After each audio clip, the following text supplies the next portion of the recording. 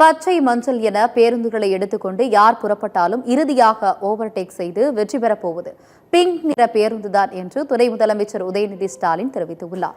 சேலம் மாவட்டம் கருப்பூரில் நடைபெற்ற விழாவில் தமிழகம் முழுவதும் செயல்படும் மகளிர் சுய உதவி குழுக்களுக்கு 3000 கோடிக்கு மேல் வங்கிக் கடன் இணைப்புகளை துணை முதலமைச்சர் உதயநிதி ஸ்டாலின் வழங்கினார். சுய உதவி குழுக்களின் உறுப்பினர்களுக்கு அடையாள அட்டைகளையும் அவர் வழங்கினார். விழாவில் பேசிய துணை முதலமைச்சர் உதயநிதி ஸ்டாலின் கடந்த சில நாட்களாக பச்சை மஞ்சள் என பேருந்துகளை எடுத்துக்கொண்டு புறப்பட்டு விட்டார்கள் என்றும், ஆனால் இறுதியாக ஓவர்டேக் செய்ய போவது பிங்க் நிற பேருந்துதான் என்றும் கூறினார். அனைத்து பேருந்துகளையும் ஓரம் கட்டிவிட்டு முதலமைச்சர் அறிவித்த பிங்க் நிற பேருந்துதான் வெற்றி பெறப் போகிறது என்றார்.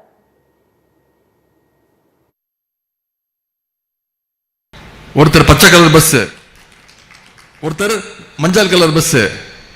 ஆனா நான் சொல்றேன், கடைசியா எல்லாத்தையும் ஓவர்டேக் பண்ணி ஜெயிக்க போவது பிங்க் பஸ் தான். மகளிர் நீங்க யூஸ் பண்ண போற முதலமைச்சருடைய அந்த பஸ் தான். மற்ற எல்லா பஸ்ஸையும் ஓரம் கட்டிட்டு அதுதான் ஜெயிக்க போகுது.